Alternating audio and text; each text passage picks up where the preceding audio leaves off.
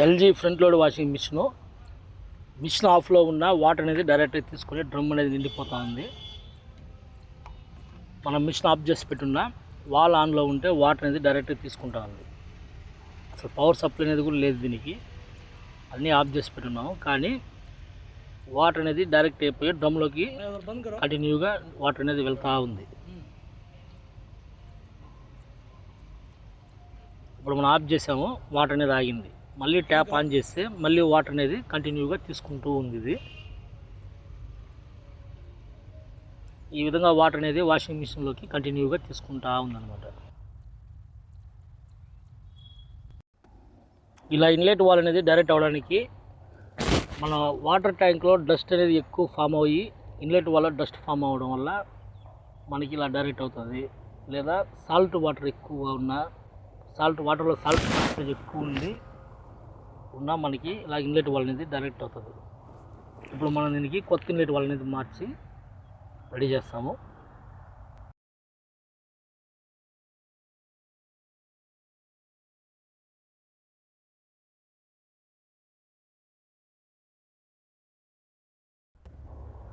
ఇప్పుడు ఈ వాల్ అనేది రెండు రకాలుగా ఉంటుంది, ఏసీ వాలు, డీసీ వాలు. మనం ముందుగా వాల్ రీప్లేస్మెంట్ చేసుకునేటప్పుడు ఇది ఏసీ వాలా డీసీ వాల్ అనేది చెక్ చేసుకొని రీప్లేస్మెంట్ చేసుకోవాలి.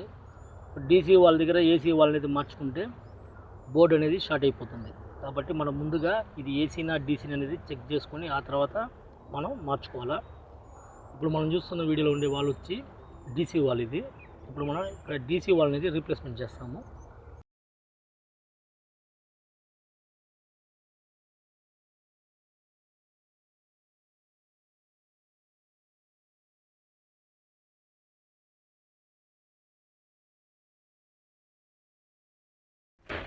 ఇప్పుడు ఇది వచ్చి న్యూ వాల్, ఇది డీసీ వాళ్ళు. ఇప్పుడు మనం దీన్ని రీప్లేస్మెంట్ చేసి చూద్దాము వాటర్ అనేది డైరెక్ట్ అయ్యిందా లేకపోతే ఆఫ్ అయిందా అనేది ఇప్పుడు మనకి తెలిసిపోతుంది. ఇప్పుడు మనం చూద్దాం.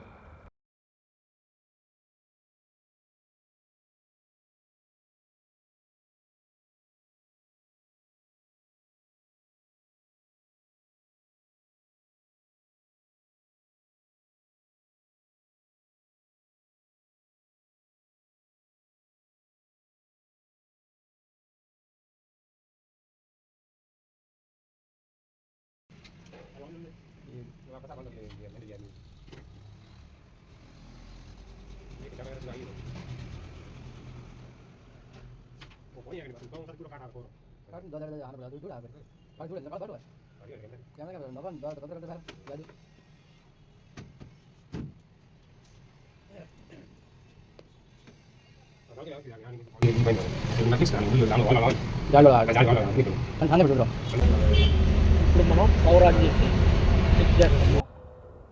బోర్డు అయితే ఇప్పుడు ఆన్లో ఉంది, వాటర్ తీసుకోవట్లేదు.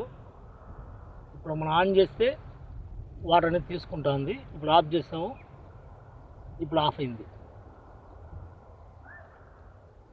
ఇప్పుడు మళ్ళీ ఆన్ చేస్తే వాటర్ అనేది తీసుకుంటుంది అనమాట. అంటే ఇప్పుడు కంట్రోల్లో ఉంది, ఇంతకుముందు కంట్రోల్లో లేదు. Thank you friends.